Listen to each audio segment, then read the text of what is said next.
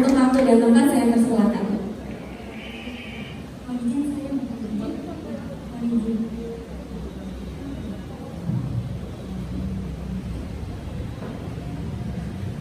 Biar kelihatan ya Bu ya, saking besarnya dan jadi kalau duduk hanya kehalang semua ini yang tampak hanya bunganya saja.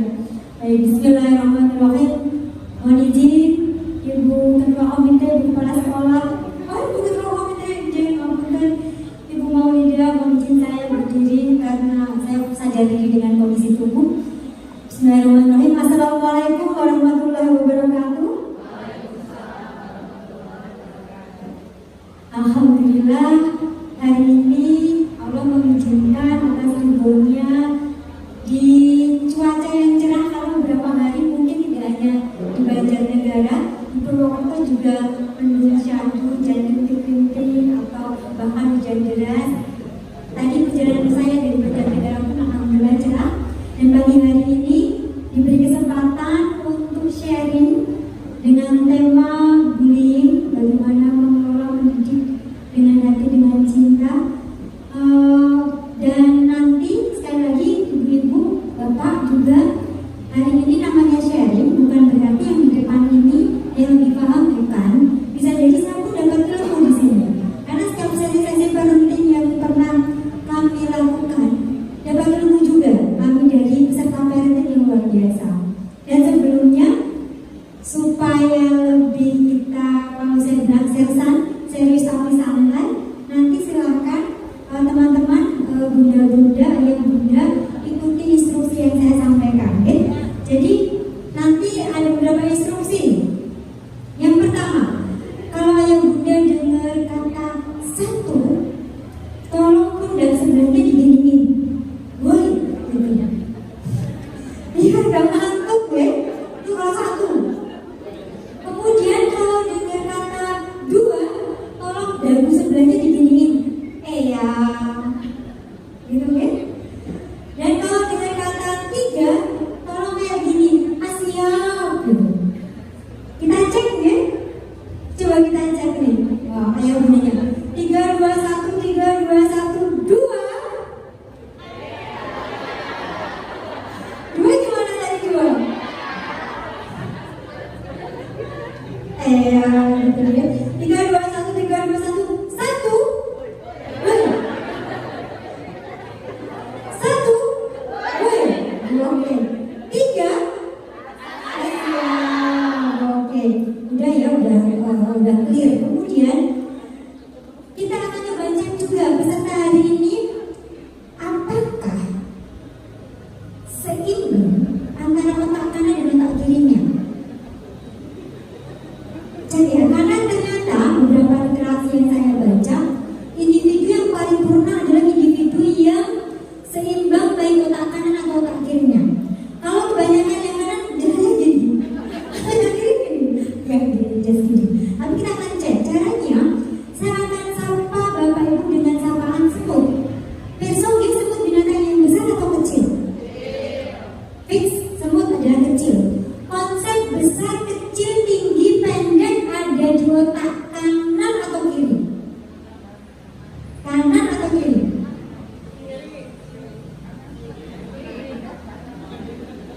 Yang benar kanan atau kiri?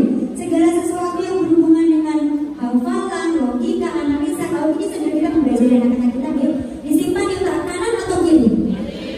Kiri, betul. Logika, analisa, wah ini ada di sebelah sini.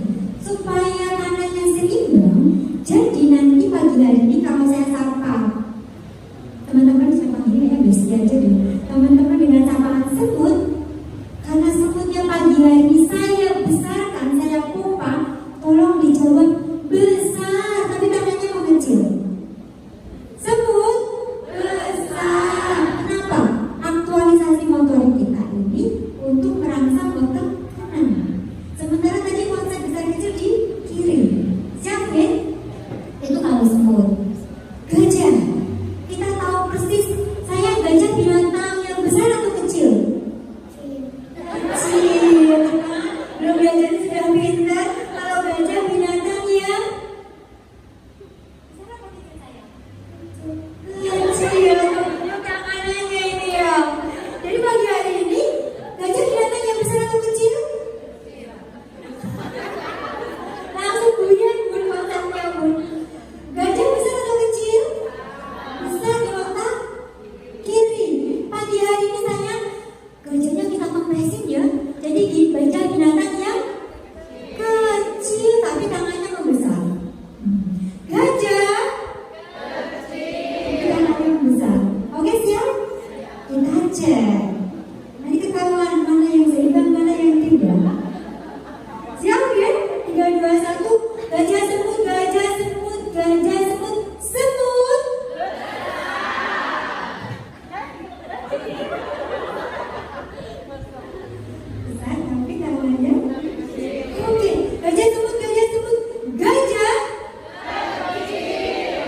Ada sambil mikir,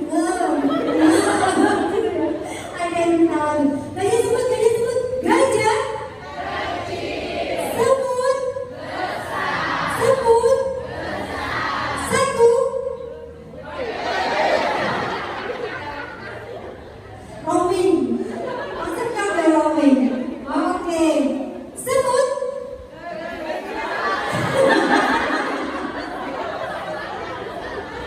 Roaming ya. Saya senang yang seperti ini. Karena kenapa berarti ada di kelas kita ini jujur gitu kan. Masa bisa dicucurin.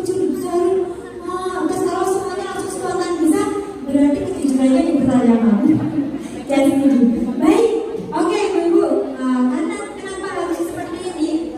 Pembelajaran itu kalau langsung bullying adalah bla bla bla bla. Ini yang aktif di sini Bu, namanya batang otak. Kalau batang otak yang aktif saya pastikan masuknya susah, mungkin dari stres, atau stres, tegang gitu. Jadi saya serius sama-sama. Baik, hari ini saya sudah kenal Marida. Saya di sini bersama bestie saya di belakang, bestie anak baru saya gitu yang menemani saya.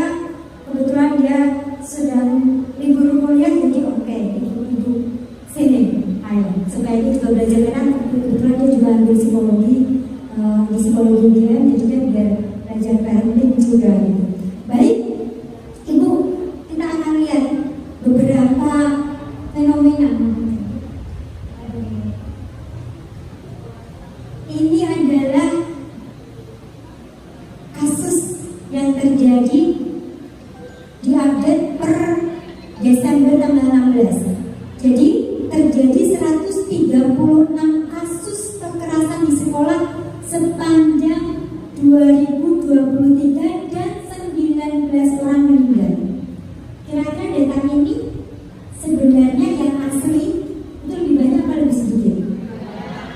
Lebih banyak. Kenapa?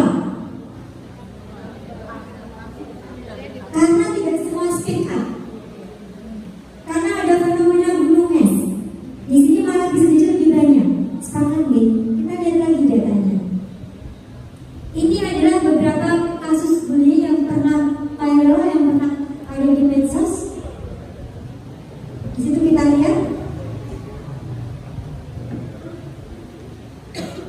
Dan kalau kasus real yang mungkin yang kami tangani di Banjarnegara adalah anak SD waktu itu dibully oleh temannya sekelas. Untuk buliannya adalah si anak ini kelas 2 SD diminta untuk memegang kotoran pembuli pelaku.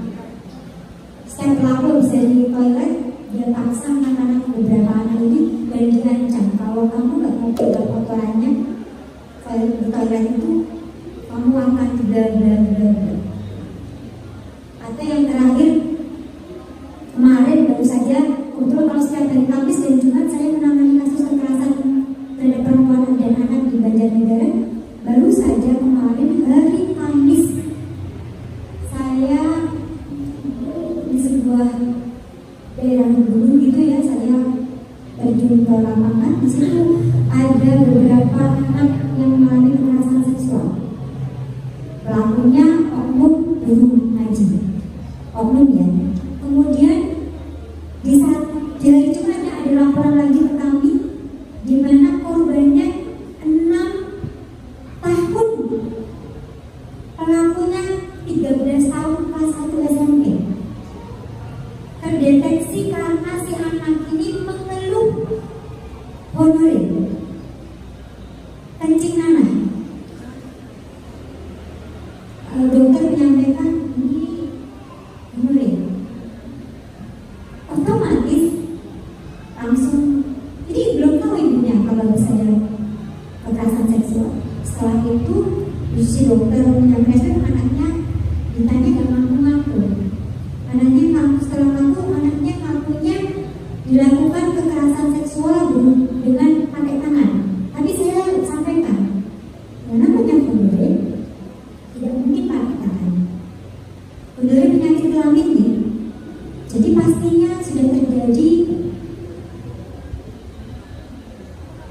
CO, kualitas ya.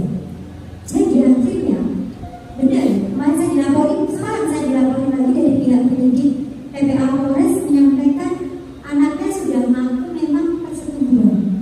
Bukan kan dalam kekerasan seksual itu ada ininya gitu, ada kekerasan persetubuhan atau perkosaan, kekerasan atau seks apa kemudian pelecehan. Kalau pelecehan tidak sampai persetubuhan, tapi ternyata memang si pelaku sudah mengakui. Ingat, pelakunya 13 tahun, anak-anak juga. Boleh saya sampaikan kepada David, tolong sampaikan ke orang tua pelaku suruh cek juga, karena dia korban sudah terkena gonorrea. Ini luas ya. Ini kita tidak lagi berbicara bullying, tapi kekerasan seksual. Tapi nanti kita ada kaitannya. Kita lihat lagi. Kemudian teman-teman, Bapak Ibu mungkin ingat peristiwa bullying yang di Cilacap. Anak SMP. Dan ternyata teman-teman kami mendampingi memang nanti kita lihat definisi bullying dan sebagainya. Nanti kita akan tahu dinamika psikologisnya. Dan beberapa kasus yang kalau kita tahu beberapa korban mungkin di sini siswa SMP 147 bunuh diri di sekolah karena bullying yang dialami. Jadi nanti kita akan lihat di slide berikut dampak bullying itu sampai sejauh mana. Kalau sampai dengar ada yang bilang halah bukti kono kewan, halah bukti kono itu mungkin bisa jadi dia berkomentar itu karena belum paham. Karena sempat kemarin di IG di Instagram Banjarnegara itu ada sebuah kasus perempuan pulang dari travel dilecehkan di travel oleh sopir travelnya. Dia speak up lewat IG tersebut, kemudian kita tahu netizen kita komentar beribu-ribu, kemudian ada beberapa komentar yang menunjukkan kenapa kamu nggak teriak, kenapa nggak lawan, kalau pasti juga menikmati dia mau kamu. Ini luar biasa. Kemudian saya coba hubungi admin IG tersebut. Saya minta kontak person dari penyintas atau korban. Kita ketemu, akhirnya dia mau, awalnya takut juga mau ketemu dengan saya, dan itu loh yang terjadi luar biasa. Bayangkan banjir Jakarta setelah di pertengahan itu dia dilakukan kekerasan seksual, pelecehan seksual yang sedemikian rupa. Dia banyak bingung. Kalau dalam nanti kita berbicara trauma juga, trauma itu orang yang trauma itu besok kan trauma itu bentuknya ini. Kalau dalam psikologi, orang yang stres trauma itu ada yang namanya flight itu kabur, ngalihin, atau freeze itu dia membeku, itu nggak bisa ngapa-ngapain gitu, atau flight pasti langsung nyerang.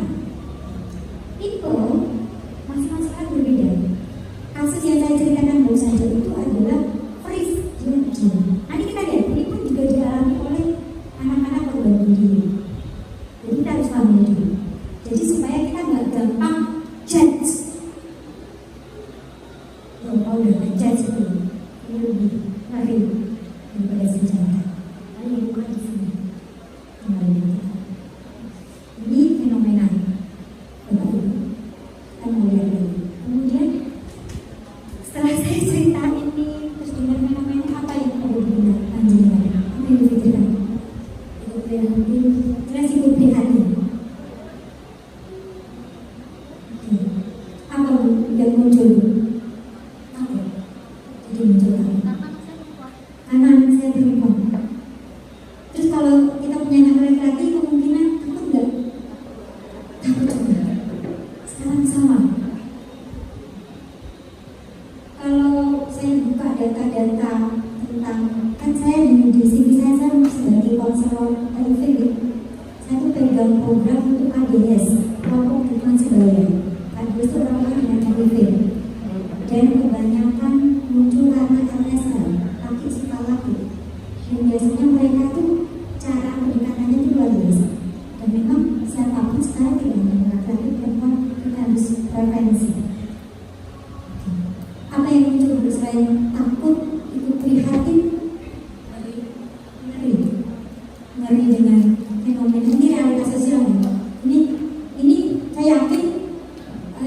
belajar di beberapa kota pun ada.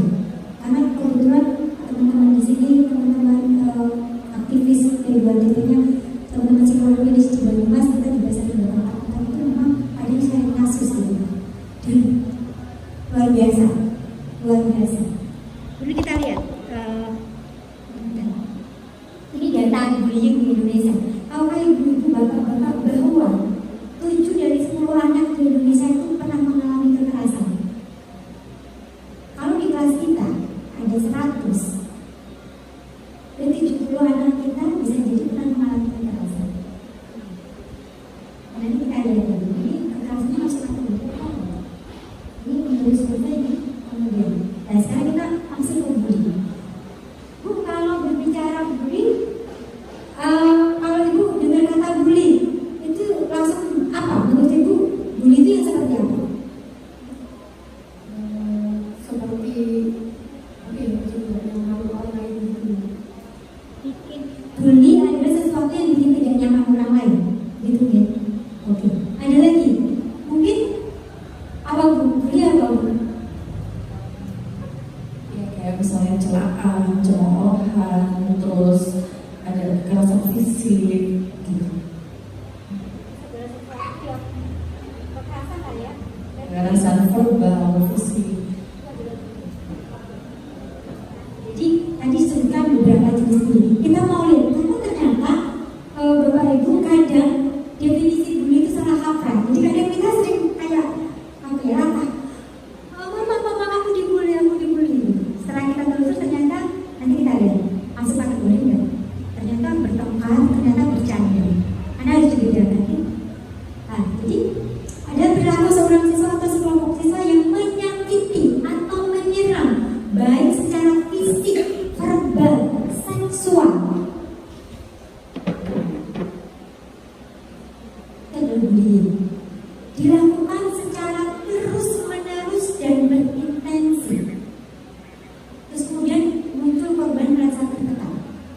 Dan memang kalau sudah bilang dampak bullying itu jangka panjang. Saya banyak sekali dapat kasus-kasus dia tidak cerita tentang bullyingnya, karena dia datang ke saya sudah dewasa. Ada yang sudah berhubungan tangga, ada yang mahasiswa, ada pelajar SMA. Dia datang dengan depresi. Dia datang dengan karena ya Pak ya Bu, saya setiap tampil selalu tremor. Atau dia datang dengan ketidakpercayaan diri, atau dia datang dengan anxiety atau kecemasan. Tapi kemudian kita lakukan konseling dan kita akhirnya salah satu berkontribusi adalah riwayat yang pernah dialami yaitu bullying.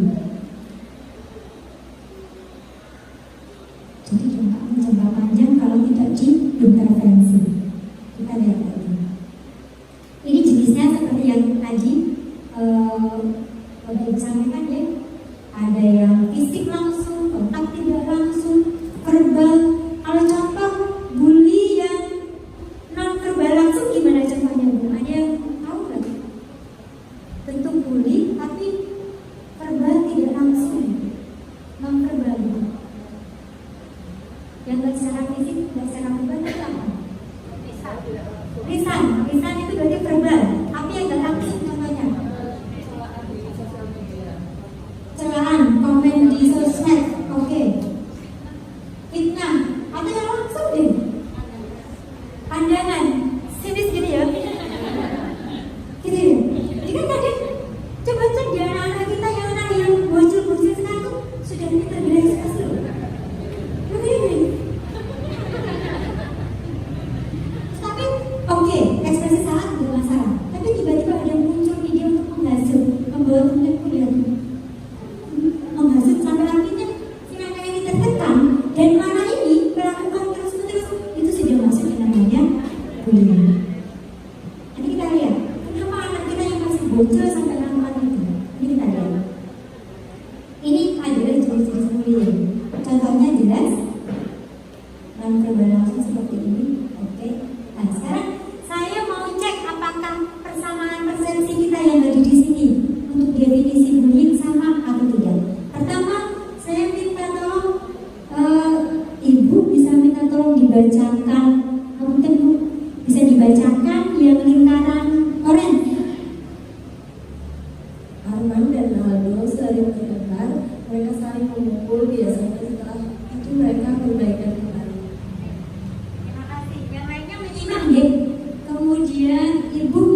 tolong dibacakan yang abu-abu.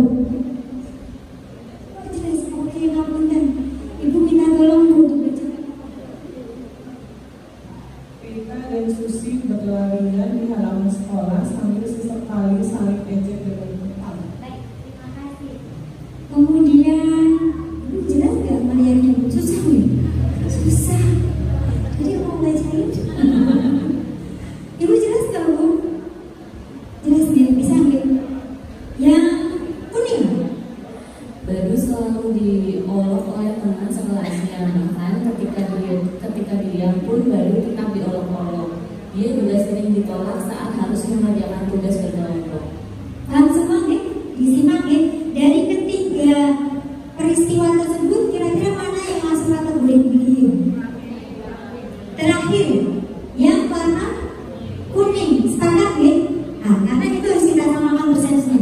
Kalau tidak, bisa jadi anak kita pulang sekolah, ibu aku dibully. Setelah itu ternyata mereka baikan kembali, itu ternyata hanya bercanda. Supaya kita langsung ketemu sama Ustaz. Karena aku dibully ini. Kita harus cek dulu. Karena ternyata sebuah perilaku dikatakan bullying jika satu, salah satu pihak merasa tertekan, disakiti dengan sengaja. Kedua, dilakukan terus-menerus dalam kurun waktu tertentu. Berikutnya, power imbalance atau posisi yang tidak setara. Unsur itu harus terpenuhi. Kalau ternyata semua pihak merasa senang, tidak ada yang tersakiti, semua pihak setara posisinya, itu namanya bercanda. Jadi bercanda ya. Atau semua pihak waktu itu sama-sama marah, rebutan mainan, satu marah, satu marah. Tapi setelah itu baikan lagi, itu namanya bertengkar. Jadi juga sama. Kadang kita jadi karena latar bullying, setiap laporan anak bertengkar, aku dibully. Ternyata bisa dia udah baikan lagi. Terus kita paham ini. Jadi sudah paham ya? Baik, silakan tangan di atas semuanya. Oke, ikuti yang saya sampaikan. Tolong diulangi. Perilaku dikatakan bullying jika satu, salah satu pihak disakiti dengan sengaja. Dua, kedua pihak tidak setara. Tiga, terjadi dalam kurun waktu tertentu. Masuk ya. Ini masuk. Biar kita maksudnya, oh iya masuk. Biar nanti kalau dilaporin anak kita gak gampang impulsif, gak gampang reaktif gitu ya. Oke. Nah ini ada syaratnya. Kemudian power imbalance, berulang dan berintensi, ada kelihatan juga di situ. Kemudian kalau berbicara siklus perhubungan, teman-teman Bapak Ibu, siklus itu kayak gini. Bayangin, perundungan, korban, pelaku kayak gitu tahu nggak dikat, itu bisa sampai kapanpun. Ada yang pernah nonton film The Glory? Pasti sudah. Belum. Ada yang sudah. Itu kan diangkat dari kisah nyata. Dan saya bukan termasuk penggemar drakor, tapi waktu ada banyak, ada muatan psikologisnya, saya kepo, saya terus nonton. Kebetulan ternyata bintangnya saya suka gitu. Ya, saya suka susah melafalkan orang-orang Korea gitu. Kemudian, oh iya keren. Itu ada dinamika psikologisnya seperti itu. Dalam film itu, akhirnya dia jadi pelaku nggak? Ini yang harus kita pahami juga. Bisa jadi pelaku perundungan dahulunya adalah korban. Sehingga kita pun, terutama kalau pelakunya anak, saya selalu sampaikan jangan langsung judge. Termasuk kasus yang saya sampaikan tadi,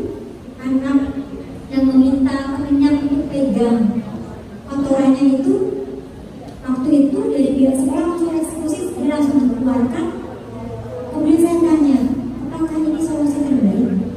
Kalau dia tidak diintervensi, tidak diterapi, bisa jadi di sekolah yang baru dia akan cari akarnya dulu. Kenapa? Kalau masih kategori anak dalam hukum undang-undang kita, dia tidak bisa sepenuhnya 100%, bahkan bedanya pun tidak bisa 100%. Kita harus lihat, jangan termasuk tadi korban pelaku persetubuhan yang masih kategori anak. Saya paham itu korban sedemikian hancurnya. Tapi saya juga lihat ini pelaku adalah anak. Dia melakukan itu pasti ada sebabnya. Itu harus dilakukan. Jadi seperti siklus pelaku korban. Artinya bisa jadi kalau korban ini tidak kita intervensi, kalau dia tidak jadi pelaku, dia pun terpuruk secara psikologis. Sampai kalau tidak salah pemeran asli berbodi mungkin ya. Saya pernah baca gitu, artinya karena betul bullying itu gak bisa kita pandang sebelah mata. Endingnya bisa sampai bunuh diri. Yang berawal dari itu mencoba gagal. Itu beberapa yang pasien yang kami tangani. Sampai bisa jadi ada benar-benar berhasil. Ini endingnya. Oke. Ya, ini kita mau lihat kira-kira kenapa sih anak-anak kita melakukan bullying? Kenapa anak kita atau anak-anak itu ada yang menjadi pelaku bullying? Kira-kira kenapa? Bapak kira-kira kenapa, Pak? Ada dendam. Dendam kepada siapa? Oke, karena ternyata berulang. Si anak ini dulu korban, kemudian dendam. Oke, terima kasih Pak. Ada lagi? Tidak suka. Kenapa tidak suka?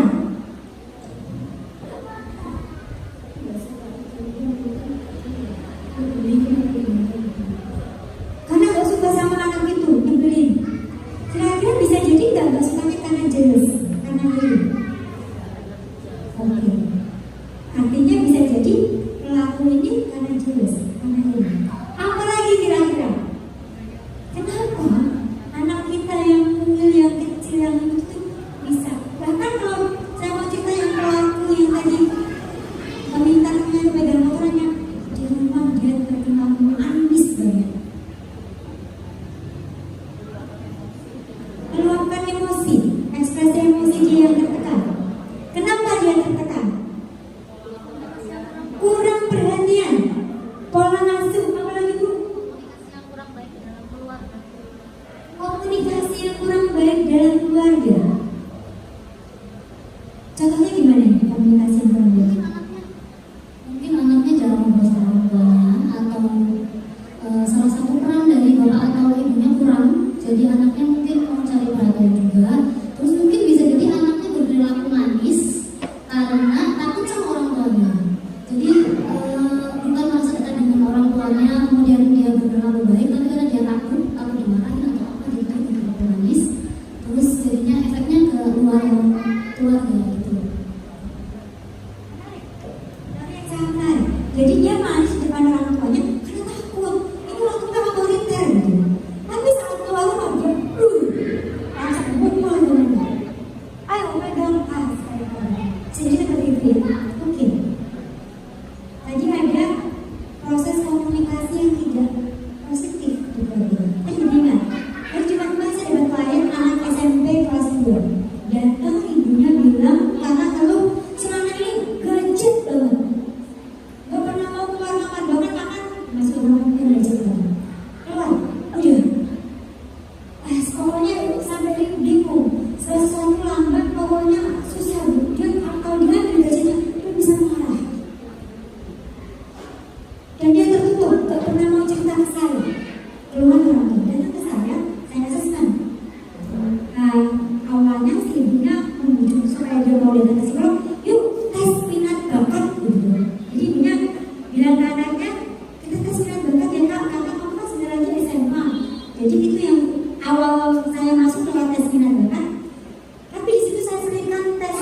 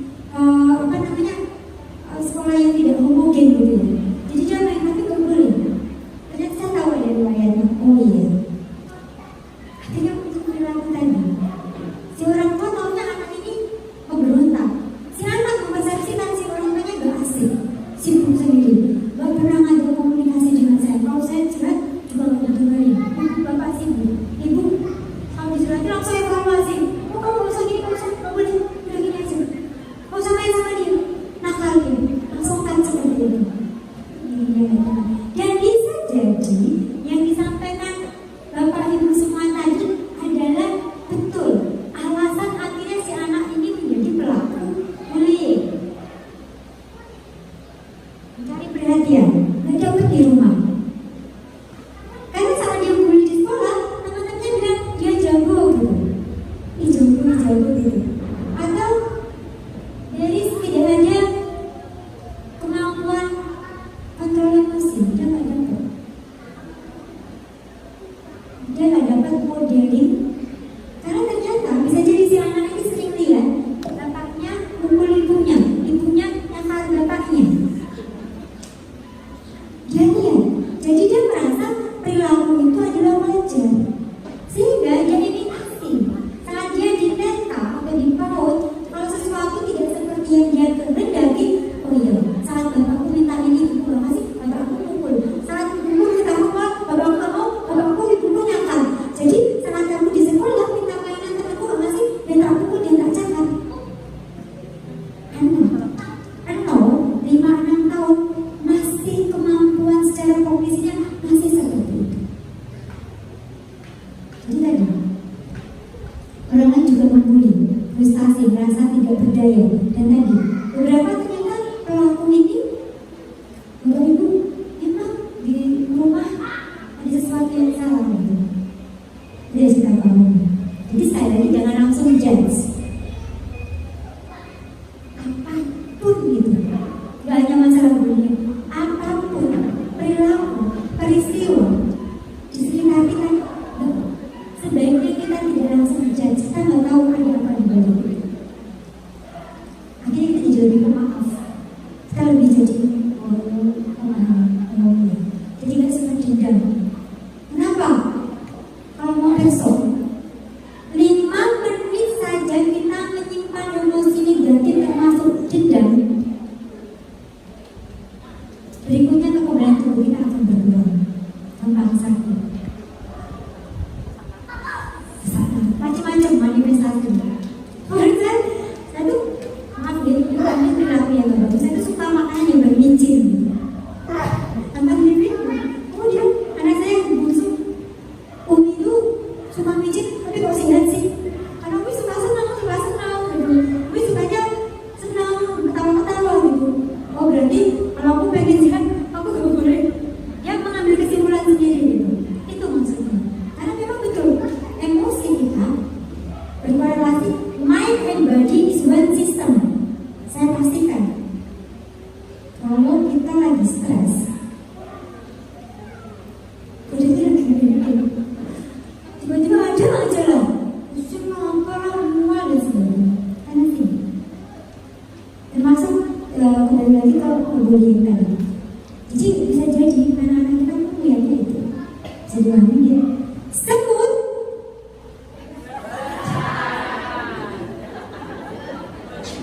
Punya roaming ya, mama. Bisa dipahami, sangat bisa dipahami karena terakhir faktanya ke masalah bullying kok tiba-tiba ada semut ya, jadi ya wajar gitu. Nah, ini adalah lokasi rawan bullying di sekolah. Kalau kita baca di situ kira-kira yang rawan di mana saja berarti? Bapak Ibu. Di ruang pengawasan. Yang bukan pengawasan itu rawan ya. Dan ternyata kalau kita mau lihat secara detail, artinya semua tempat di sekolah kita berpotensi menjadi tempat bullying. Kita sudah kan. Jadi ini kita nggak bisa langsung aman nih di sini di kelas ini. Kita kelas sudah bisa tempat bullying.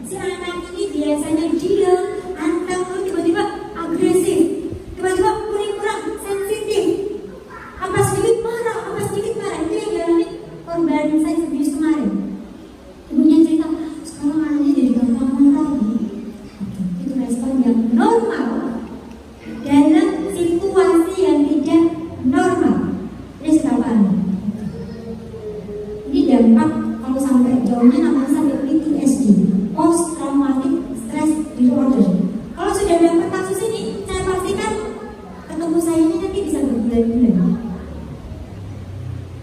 Ya tidak semua, ada yang 1 bulan itu sudah selesai. 4 sesi berarti ya, ada yang 3 bulan, ada yang saya selalu sampaikan di awal karena ini adalah standar di psikolog klinis, di psikoterapi. Minimal kita ketemu 6 kali sesi, rata-rata 6 kali sesi. Nanti bisa ada yang seumur hidup.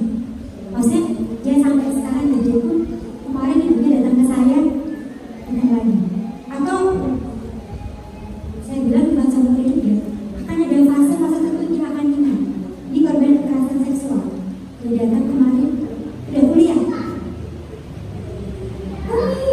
Dia karena dia sudah apa ya, sudah ngambil saya dunia gitu ya. Datang lagi kemarin terus kalau tuh datang pelaku itu muncul dengan badannya, dia akan tiba-tiba freeze, tremor, mual, muntah, dan gak produktif. Semuanya gak bisa berangkat kuliah, misalnya padahal itu sudah selesai sesi terapinya di waktu 3 tahun yang lalu. Jadi dia tiba-tiba si pelaku muncul lagi. Bisa seperti itu namanya PTSD atau tadi macam-macam bentuknya. Apa lagi bentuknya? Low self esteem. Ya tadi dia merasa rendah diri, gak pede, atau jangan dikasih jadi MC, saya nggak mau. Atau saat dia presentasi tiba-tiba blank, padahal dia sudah siap ini, tiba-tiba self esteemnya jangan saya nggak bisa, saya nggak mampu. Performanya nggak optimal. Kalau dia atlet, kan ada kasus atlet gitu ya. Aduh, ini juga atlet, benar-benar langsung prestasinya menurun. Saat tiba-tiba dia recall, waktu itu ini atletnya udah ibu-ibu, kemudian mau ada kejuaraan Jawa Tengah atlet panahan. Ternyata setelah kita coba saya sesi terapi kelompok, kemudian muncullah beberapa trauma event, dan salah satunya adalah bully yang pernah dialami. Seperti kalau dia udah selesai mesinnya gitu, dan itu bisa diintervensi. Kita lakukan intervensi, alhamdulillah kemarin kejuaraan 2 gugunya datang, wah keren itu gitu. Harus ada intervensi supaya tadi performanya optimal lagi. Apa lagi? Dan ini adalah as a result of bullying adalah 30% melakukan self-harm. Fenomena barcode, ibu perso, anak-anak kita tuh suka barcode. Tidak hanya SMP, SMA, SD pun ada loh. Apa lagi? Head school talk. Jadi balas, mama, suka tinggal kelas. Apa lagi? Muncul nih ide-ide untuk suicide, bunuh diri. Atau bahkan sampai dia larinya kemana? Narkoba. Itu adalah dampak dari bullying. Ini faktanya, Bapak Ibu, 160.000 anak membolos sekolah setiap harinya karena bullying.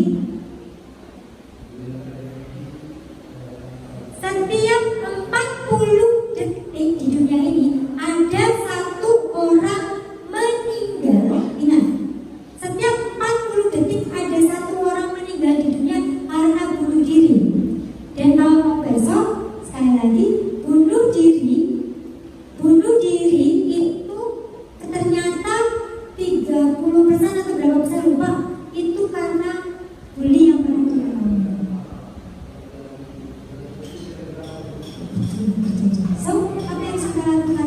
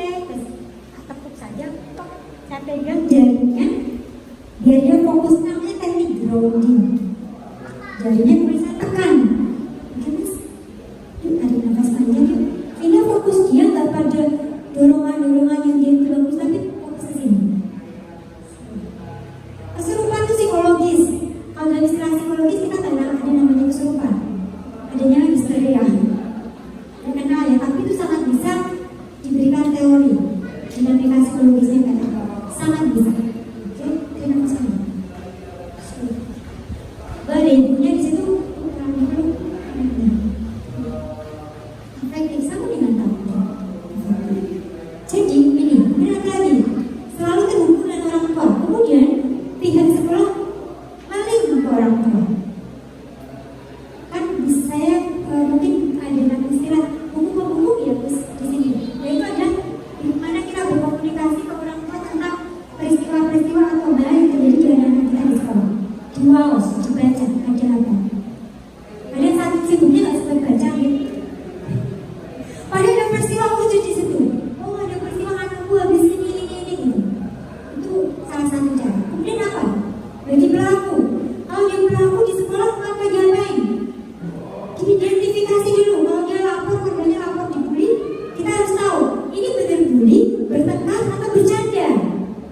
Berikutnya apa? Memberikan konsekuensi logis. Bukan punishment. Konsekuensi logis istilahnya. Jadi sebuah bentuk reinforcement, penguatan perilaku bagi yang tidak diinginkan dengan bisa jadi satu apa mengalaminya atau apa konsekuensi logisnya apa disepakati biasanya kan sudah punya aturan itu masing-masing sekolah. Apalagi mencari informasi alasan melakukan bullying. Ingat ini masih anak-anak. Beda kalau pelaku bullying sudah dewasa, saya berprinsip atau kamu berprinsip dia sudah bertanggung jawab penuh terhadap perilakunya. Ini masih anak-anak kita lihat, kenapa gitu ya? And then apa? Melakukan intervensi sesuai kebutuhannya. Itu kalau pelaku. Kemudian apa? Solusinya apa dong? Kita orang tua ayo didik dengan hati, mendidik dan mengasuh sepenuhnya. Ingat, kenapa gitu? Kalau ini anak kita pelaku, kan kita tahu salah satunya bisa jadi faktornya apa tadi Bu? Modeling, dia korban, dia ngeliat orang tuanya emosinya tidak dikasih ventilasi, gak bisa keluar. Kenapa?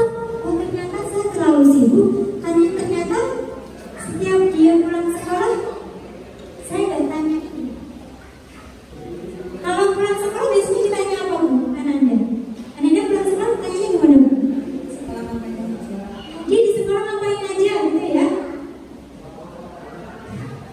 Ibu pulang sekolah Ananda ditanya apa?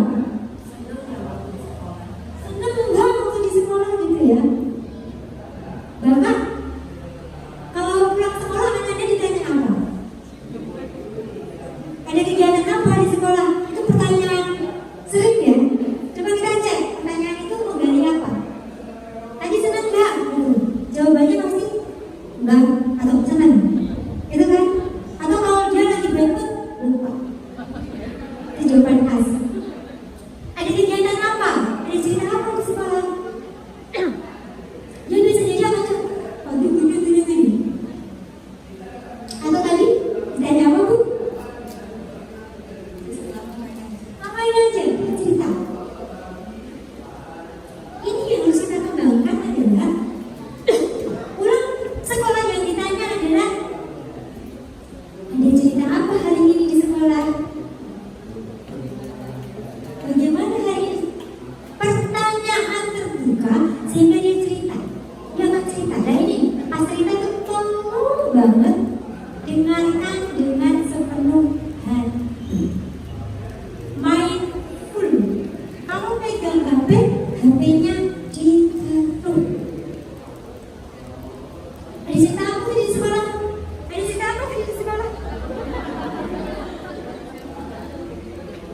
Oh iya, terus lalu tahu nggak Umi?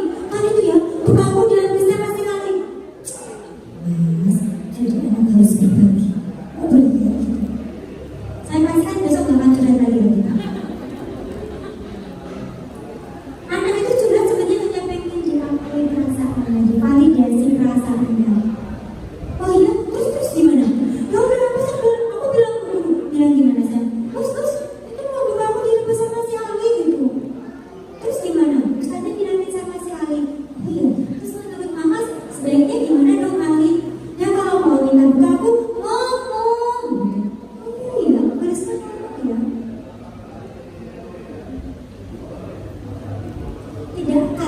bejat sekali.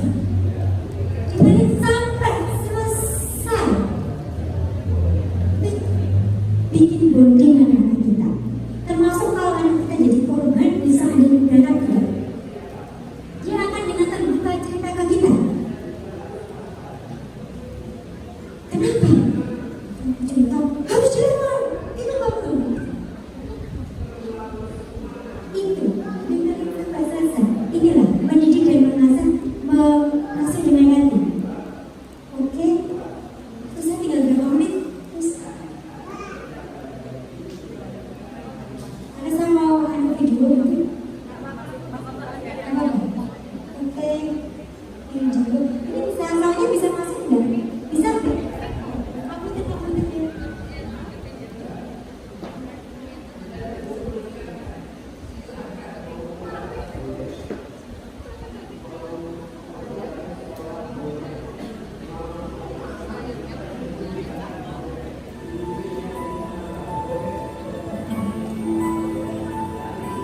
Ada video menarik. Silahkan lihat saja.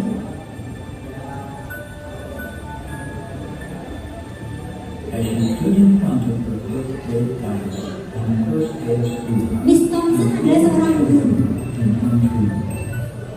Like most teachers, she looked at her students and said that she loved them all the same.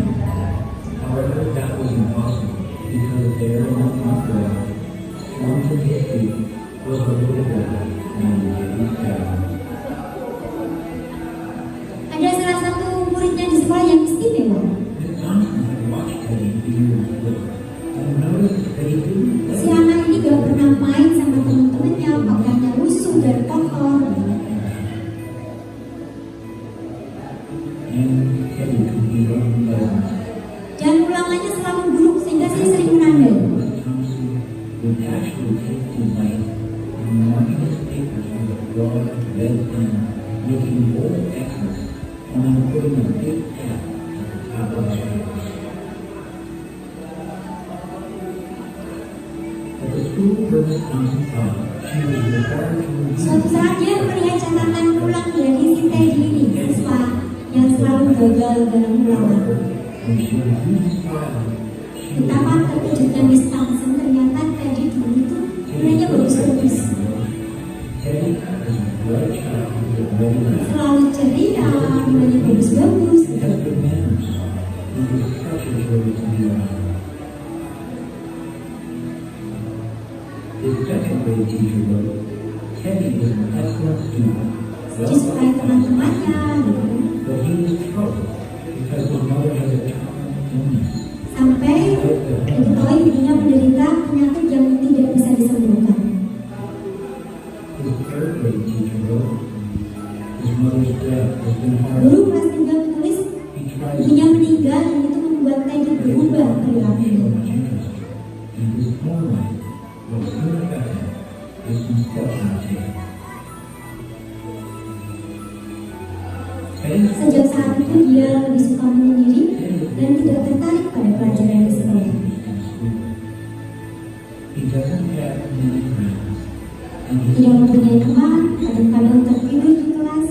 by now Miss Thompson realized the problem, and she was ashamed of herself. She felt even worse when her students brought the Miss Christmas Thompson baru sadar dan dia merasa malu dan sedih. except for Teddy. This present was only to be wrapped in the heavy brown paper that he got from the grocery bag. Miss Thompson took pains to open it and look at the other presents. Some of the students started to laugh when she found a rhinestone bracelet with some of the stones in it and a bottle that was one full of perfume, but she thankfully chose it out when she explained how pretty the bracelet was, putting it on and dabbing some of the perfume on her wrist. Teddy Gal stayed after school with me, just when I wanted to say, Miss Thompson, today is just like my memory. Hadiah dari Teddy mengingatkan Teddy pada aroma yang After the indah. show was over, she cried for at least an hour. Dan Miss Thompson sedih. Every day, she she quit teaching reading, writing, and arithmetic. Instead, she began Sejak saat itu dia sadar dia tidak akan hanya mengajar, tapi mendidik. As she worked with him, his mind began to come alive. The more she encouraged him, the faster he responded. By the end of the year, Teddy had become one of the smartest children in class. And, despite her logic, that she ignored all the children listening to her, Teddy became one of her teacher's favorites. A year later, she found a note in her pocket telling her that she was the best teacher she ever had in the whole world. Teddy memberikan surat tulis langsung yang mengatakan dia adalah guru terbaik. 6 years later, before she got another note from Teddy, he then wrote that he had finished high school third in his class, and she was still the best teacher he ever had in his whole life. 4 years after that, she had another letter, saying that while things had been tough at times, he stayed in school. He stuck with it. Sampai akhirnya dia memperoleh With the highest gelar perguruan tinggi. and he assured me that she was still the best and favorite teacher he ever had. Dan menyampaikan Wisconsin tetap guru terbaiknya, guru favoritnya. Then, 4 more years passed, and yet another letter came. After he got his bachelor's degree, he had decided to go a little further. She was still the best and favorite teacher he ever had. But now, his name was a little longer. The letter was signed Peter F. Strawberry, M.D.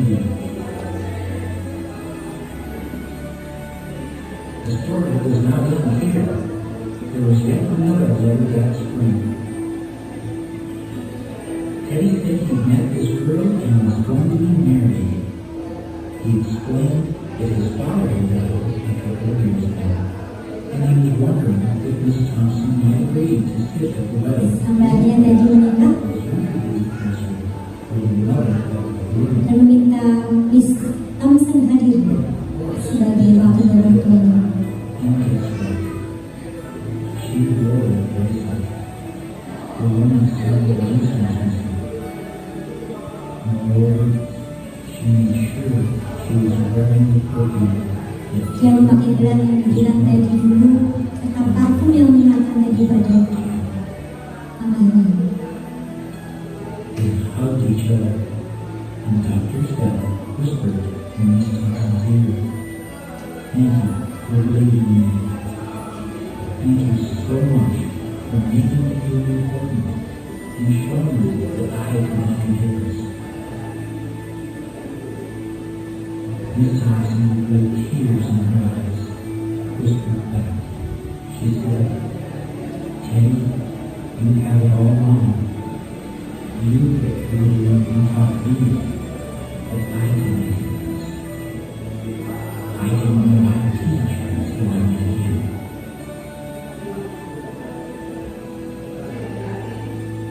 You can never tell what type of impact you can have on emotionally by your actions or lack of action. Please consider this fact in your ventures through life, and just try to make a difference in someone else's life today.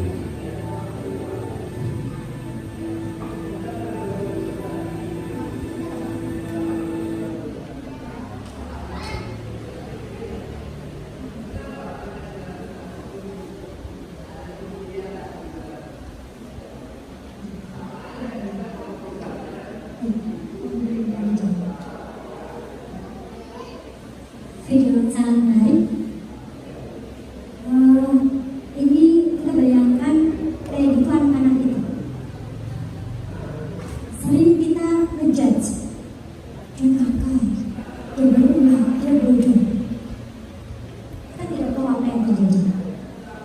Itulah kenapa ditawarkan konsep mendidik dan masuk dengan hati. Kita akan coba lihat anak-anak kita secara mendalam, secara menyeluruh, secara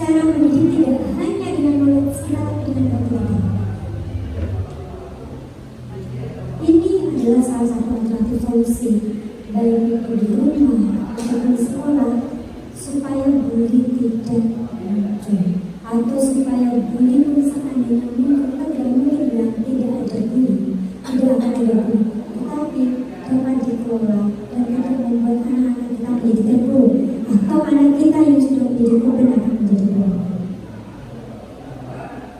Jadi beberapa prinsip dasarnya adalah mendidik, mengasuh dengan hati. Coba lihat, tidak hanya dengan mata kita, mata hati kita. Dengerin tidak hanya dengan ini, dengan hati kita. Dengerin dengan konsep active listening skill. Bagaimana benar-benar dengan aktif, benar-benar belajar untuk hadir dengan anak kita. Caranya, ayo, eye contact. Kalau anak kita segini, kita duduk segini. Segini, samakan. Apalagi, manfaatkan ini, touch. Kalau ternyata kita lihat anak kita sudah mulai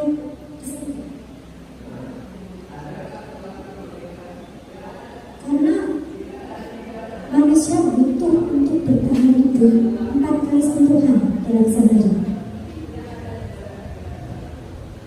Untuk bertahan hidup 8 kali untuk tetap sehat, 12 kali untuk awet muda.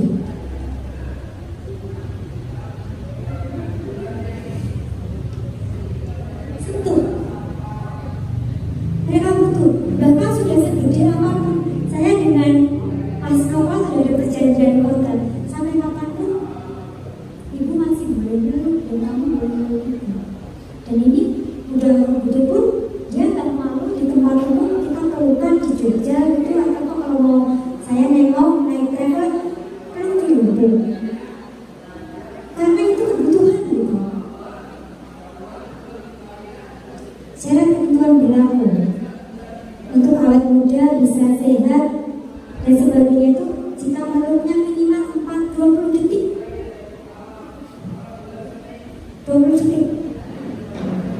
Itu ternyata dalam bukunya Virginia Sakti The Power of God itu muncul hormon-hormon yang memang dibutuhkan di 20 detik itu. Aktif listening skill. And then apa? Bagaimana setelah kita hadir dengan tadi tidak judgment, tidak gampang ngecap anak kita, dan tidak membanding-bandingkan. Kata saya kemarin, saya nggak suka. Ibu saya suka banding-bandingin saya dengan adik. Suka juga. Karena kita juga nggak suka ibu dibanding-bandingkan. Jangan. Don't judgment. Ayo, lihat. Hadir satu menit. Mindful. Saat di sini ya saat aku dan kamu. Sudah, pasti dulu. Nanti ada kita selesaikan ini. Terima apa adanya. Unconditional positive feedback. Menerima tanpa syarat apapun. Ini adalah puncak tertinggi dari cinta.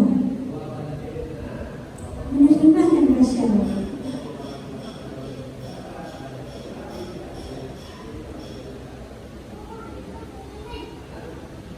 Tadi melihat, mendengar. Kita akan cek. Ini mungkin sesi mau terakhir. Saya mau cek yang di sini yang hadir kira-kira kemampuan mendengar aktifnya gimana?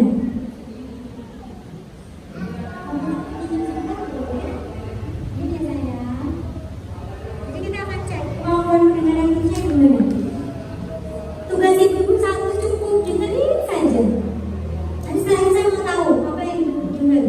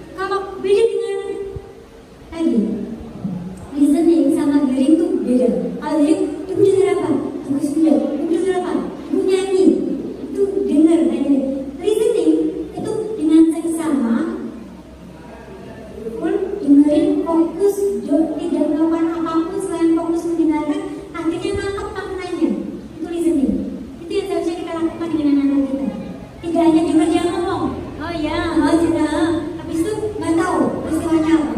Tapi tidak hadir. Saya pada lagu tadi, lain kita berlaku Tuhan. Kenapa tidak dari dulu Mas gitu ya? Kurang kita sayang terbang berkenalan. Iya, saya juga bukan orang Sunda. Oh, itu orang Sunda. Ada yang orang Sunda. Gitu ya. Iya hati bener. Hati haji petutang. Ini loh hati buka. Emut gitu. Ingat, baikkah engkau? Ingat kamu selalu. Terbenam, tenggelam di bawah lenteng. Terbenam dalam angan-angan dalam bayi. Jadi sedih gitu. Kenapa dia baru sekarang kenalnya gitu? Karena aku tadi ada kesedihan, ada itu yang dimaksudkan acting Lisinski. Sama dong, kita punya anak di sini belum ngomong gitu, belum tahu gitu kan. Nah kita bisa nangkep gitu, dia sedih, dia lagi senang, atau lagi marah gitu. Karena dengerin, itu yang dibutuhkan. Itu kompetensi yang kalau Bapak Ibu kuasai, saya pastikan deh, saya jamin anak-anak kita gak lari kemana-mana, gak lari curhat ke sosmed yang akhirnya di grooming, akhirnya dibikin dimanfaatin sama predator seksual. Itu yang terjadi memang. Atau enggak lari ke teman-temannya yang kadang bocor atau curhat, malah curhat sama mama aja. Yakin? Karena kalau dia curhat ke beberapa teman, saya punya psikolog, kalau teman bisa jadi dia akan bocor gitu. Sahabat pun gitu. Kalau kita jadi bestie-nya mereka dengan tadi activity skill, judgment tadi, bahkan kalau dia kena peristiwa yang tidak enak, dia akan lari ke kita atau meminimalkan dan menjadi pelaku bullying. Kenapa? Sudah full, tankingnya itu full, tangkis kasih sayang itu full gitu. Dia nggak butuh cari perhatian lagi, dia nggak butuh diakui lagi karena orang terdekatnya, ibunya, bapaknya full. Sama kayak tadi, kalau dia dibiarin saja, saya pastikan dia akan jadi orang-orang yang prestasinya tidak dinaikkan, tidak ditingkatkan, dan dia pasti dijat sama jadi anak nakal. Padahal tadi kan anak yang sebaik istri. Oke? Baik. Terus caranya, sekali lagi Bapak Ibu, ayo stop bullying dengan menjadi pendamping, pendidik, pengasuh mereka yang mengasuh dengan hati, dengan cinta. Kalau sudah bilang cinta, kekuatan apalagi cinta dengan unconditional positive regard, menerima tanpa syarat, itu berguna. Karena kita tidak akan mencari perhatian dengan peduli, dan kalaupun dia disakiti, dia akan tahu lari kemana untuk curhatnya.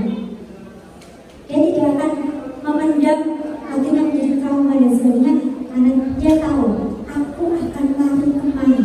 Dia tahu. Baik, terima kasih. Itu saja yang bisa saya sampaikan. Sebelumnya, semut, gajah, 1, 2, 3, 1. Woi, oke sekarang berhenti di pundak. Besti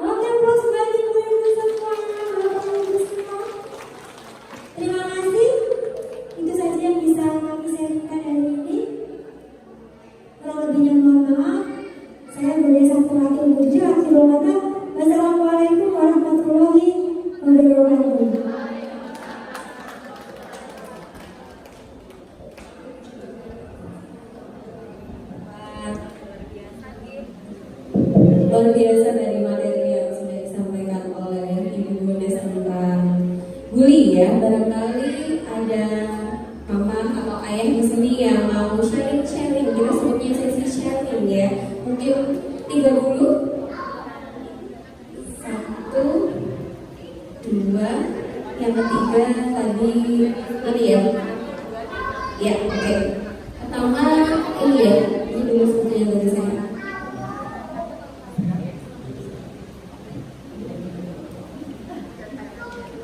Masya Allah, materinya menarik sekali Bunda Indonesia. Alhamdulillah bisa ada di kesempatan ini. Yang ingin saya sharing, saya tanyakan, anak itu kan tidak selalu dalam pantauan kita ya. Walaupun di sekolah bersama Ustaz,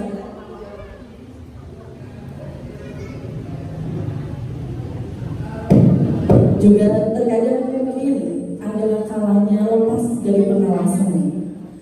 Bagaimana kita membekali anak kita itu untuk memiliki self defense, pertahanan diri, walaupun dia perempuan, ketika dia berada di situasi yang tidak enak, bagaimana dia harus mempertahankan dirinya, memiliki self defense yang baik, walaupun dia masih anak TK misalnya, biar nanti kedepannya dia juga bisa lebih pokoknya mempunyai self defense yang baik ketika dia berada di kondisi yang tidak mengenakan seperti itu. Atau mungkin kan kalau misalnya bullying kan anak-anak nggak tahu ya, bullying cuma kadang-kadang temenku nakal seperti ini gitu. Gimana mereka itu bisa mempertahankan diri mereka seperti itu. Terima kasih.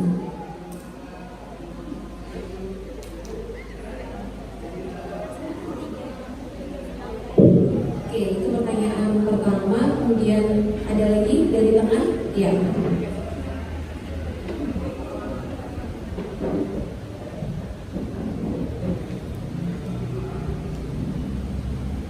Assalamualaikum warahmatullahi wabarakatuh. Waalaikumsalam warahmatullahi wabarakatuh. Saya mau menanyakan ini, Pak. Tadi kan jenis-jenis bullying itu kan ada yang verbal dan non verbal ya.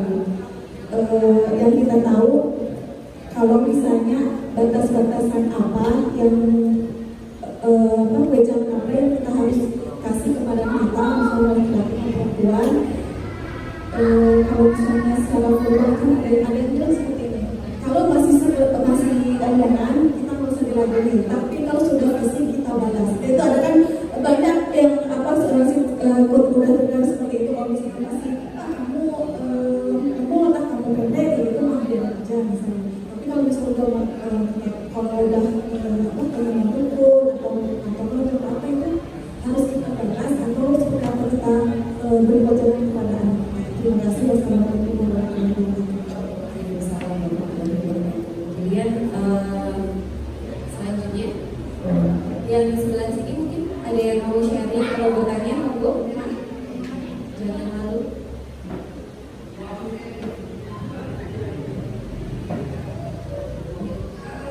Boleh sebutkan nama ya. Assalamualaikum warahmatullahi wabarakatuh. Waalaikumsalam warahmatullahi wabarakatuh. Perkenalkan, saya Mama Fortunium dari kelas 3. Mohon izin bertanya untuk Bunda Lones.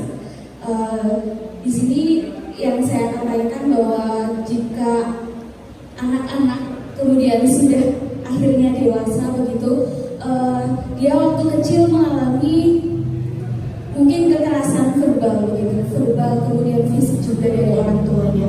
Nah, bagaimana cara menyembuhkan anak ini yang dalam perjalanan sekolahnya itu dia terlanjur dilabeli oleh bapak ibu gurunya sebagai anak yang nakal begitu, karena mungkin untuk pembelajaran atau pengetahuan dari bapak ibu guru pada waktu yang lampau itu kan mungkin belum sampai ke pembelajaran bagaimana kebutuhan dasar yang harus dipenuhi oleh seseorang. Di antaranya adalah kebutuhan untuk dicintai, kemudian kebutuhan untuk pengakuan dan sebagainya, itu yang akhirnya membawa anak tersebut ke perilaku di sekolah yang akhirnya dilabeli sebagai perilaku yang nakal dan sebagainya, dan akhirnya ini menjadikan anak tersebut akademi kondisinya juga menurun begitu. Dan kemudian sampai dengan dewasa, rasa percaya dirinya ini juga masih akhirnya dia menurun begitu. Yang awalnya waktu kecil, waktu belum ada konflik misalkan di keluarganya, begitu dia menjadi anak yang ceria, anak yang pintar, kemudian sampai dewasa akhirnya berdampak karena efek dari pengasuhan orang tua juga. Dan bagaimana treatmentnya untuk anak-anak yang sudah dewasa, sebenarnya sudah dewasa ini agar bisa keluar dari itu dan bisa berdaya akhirnya. Itu, terima kasih. Mungkin itu dulu. Assalamualaikum warahmatullahi wabarakatuh. Terima kasih atas pertanyaan dan juga sharingnya. Tadi Ahmad Bondes sudah ada 3 penanya yang memberikan pertanyaan. Yang pertama adalah tadi terkait dengan pertahanan diri anak, apalagi anaknya masih TK dan perempuan, itu bagaimana caranya untuk memberikan atau menjelaskan terkait dengan pertahanan diri pada anak. Kemudian yang kedua adalah tadi oleh Ahmad Bondes beliau sudah dijelaskan terkait dengan batasan-batasan bully gitu ya. Tapi tadi yang ditanyakan adalah bagaimana cara merespon gitu ya, merespon apabila anak-anak ini mengalami bully gitu.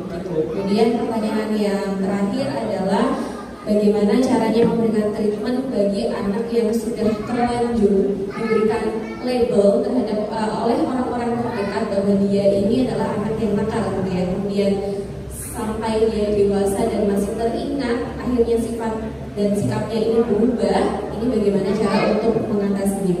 Silakan. Terima kasih Bu Lida. Jadi self defense bagi anak itu memang penting. Jadi ada batasan ini. Satu, yang harus kita pahami juga satu ini. Pelaku bullying tidak asal incar individu, itu jelas. Biasanya individu dengan tanda kutip tampak oleh dia itu tampak lemah, tampak tidak berdaya, ini sasaran mereka.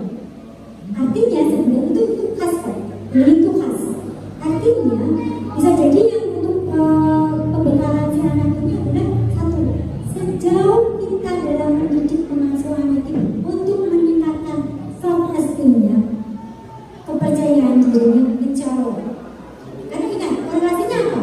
Kalau anak ini percaya diri dan dia punya citra diri yang positif, dia akan bilang say yes jika iya, say no jika tidak gitu. Dia akan berani kok. Dia akan nggak boleh gitu, pukul itu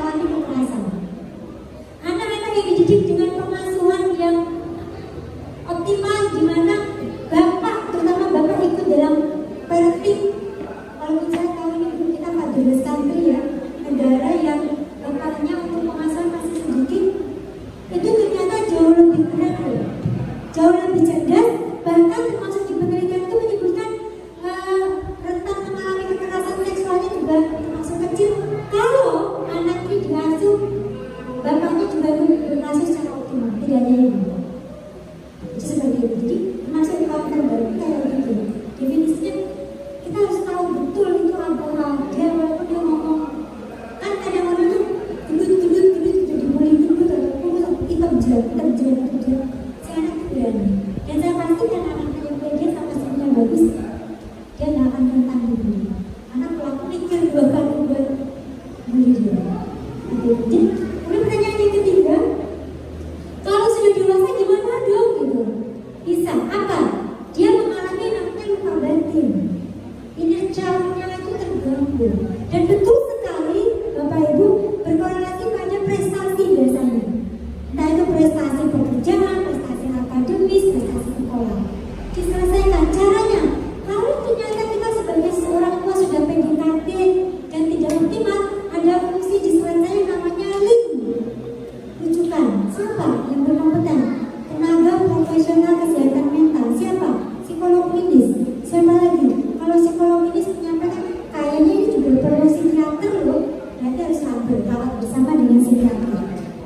Artinya untuk itu selesai diurai masalahnya.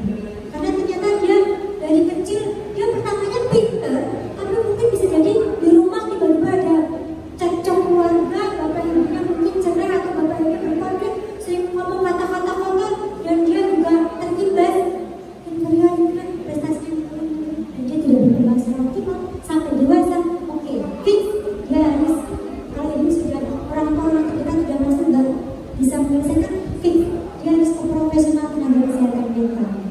Akan ada yang namanya psikoterapi. Kita akan bikin program terapi sesuai dengan kebutuhan masing-masing saat kita membutuhkan. Seperti itu dulu. Terima kasih. Kalau misalnya kita ya mulai yang tadi, gimana kan nanti kalau misalnya dibilangin kalau misalnya secara verbal terus ya udah masih diem, tapi kalau misalnya ada yang dipukul gitu terus ya udah males gitu. Nah, boleh nggak kita sebagai orang tua kasih tahu anak tuh untuk menghindar dari situasi yang tidak nyaman, atau justru harus ya sudah kamu harus bisa bertahan di situ gitu. Boleh banget. Artinya gini, kan kita suka mengedukasi anak-anak kita ya. Oh, ada temennya suka mukul dan sebagainya, dan oke. Pertama-tama bisa ingat, kalau saya dengan anak saya tidak akan langsung kasih solusi. Saya biasanya kamu yang kamu lakukan mas, bilang ke guru. Oke, efektif ke guru. Ya, bahasa saya nggak efektif sih kalau anak-anak masih. Terus gimana setelah kamu bilang ke guru, reaksinya gimana? Sih, setelah dibilang dia nggak berani gitu. Oke, dia tahu caranya, coping strategi dia untuk mempertahankan diri satu dia bilang ke guru. Kemudian apalagi mas, kalau dia bilang ke guru tapi pas bilang ke guru dia masih mukul saya, terus apa yang kamu lakukan? Ya aku menghindar. Oke, efektif nggak? Itu bahasa kita ya. Dan kita pakai bahasa sesuai dia gitu. Enggak sih dikejar, terus kalau dikejar, udah aku lawan. Oke, apa-apa. Kamu mempertahankan diri namanya. Tapi tidak langsung harus kamu langsung pukul.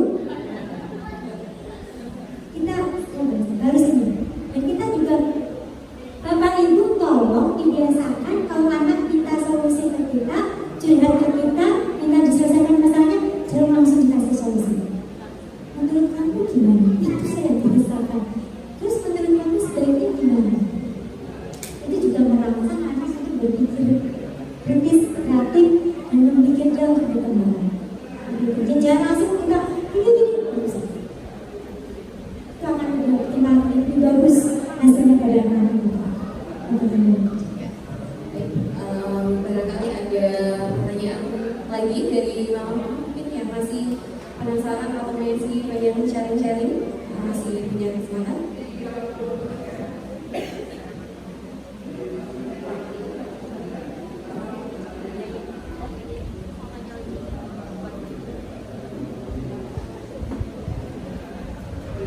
Ya, masih ada satu lagi yang bertanya.